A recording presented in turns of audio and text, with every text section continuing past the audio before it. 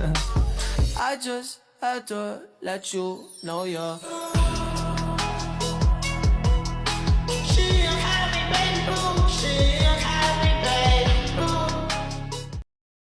Good morning, everyone.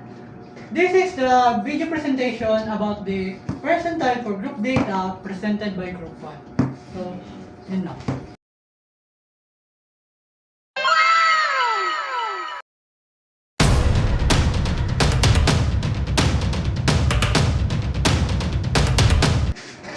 Percentiles divide the set of data into 100 equal parts.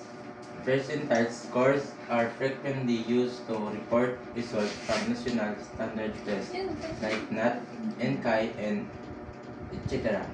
The percentile of group data is used to characterize values according to percentage below them. Find the percentiles of a group data is similar to that of finding quartiles and deciles of group data.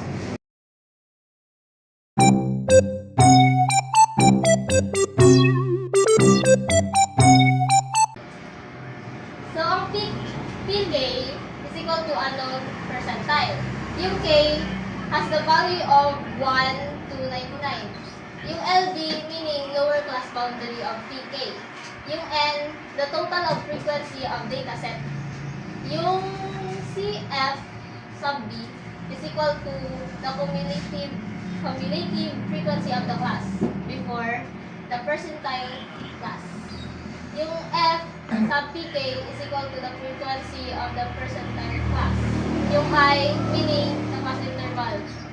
So, yung formula is for percentile, ang formula is unknown percentile is equal to lower class boundary plus the quantity of Kn over 100 minus cumulative frequency before all over frequency of the percentile class multiplied to the class interval. Step in finding the KTH percentile. Calculate the 65 percentile of mathematics test score of 50 students. Score 46 to 50. Frequency 4. 41 to 45. Frequency 8. 36 to 40. Frequency 11. 31 to 35. Frequency 9. 26 to 30, 12. Frequency 21 to 25. Frequency 26. Tapos, ang hanap pong tabi is lower boundary. Tapos,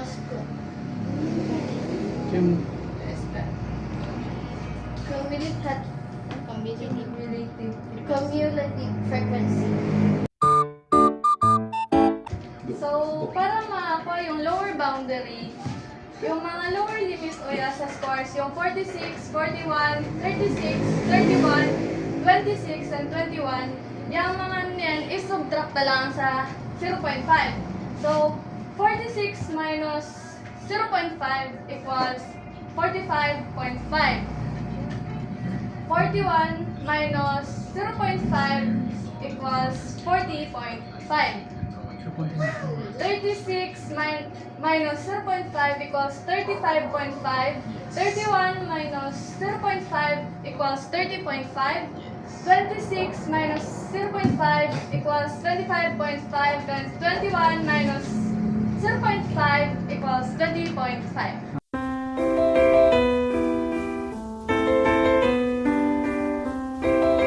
So, to get the cumulative frequency, start at the lowest scores, 21 to 25. Copy the frequency. So, yung pinaka-lowest, 21 to 25. So, yung frequency na ito is this frequency, which is 6. So, yan, kami dyan sa cumulative frequency yung ibig sabihin niya. Then, ang gawin mo natin para makuha yung sunod na is i-add natin. So, 6 plus 12 equal 18 din.